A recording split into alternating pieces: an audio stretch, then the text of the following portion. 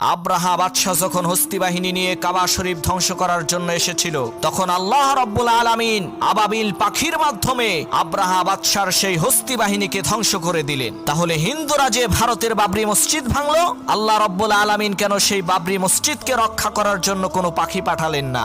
শোনো মুসলমান, যখন আব্রাহা বাদশাহ কাবা শরীফ ভাঙার জন্য এসেছিল, তখন এই পৃথিবীতে কাবা ঘরকে রক্ষা করার জন্য কোনো মানুষ ছিল না। তাই কাবা ঘরকে রক্ষা করার জন্য আল্লাহ তাআলা আবাবিল পাখি পাঠিয়েছিলেন।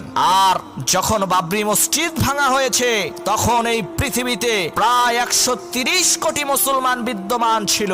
কিন্তু আফসোস আর পরিতাপের বিষয়, সারা পৃথিবীতে 130 কোটি মুসলমান থাকার পরও আল্লাহ তাআলার ওই ছোট্ট ঘরকে রক্ষা করতে পারল না।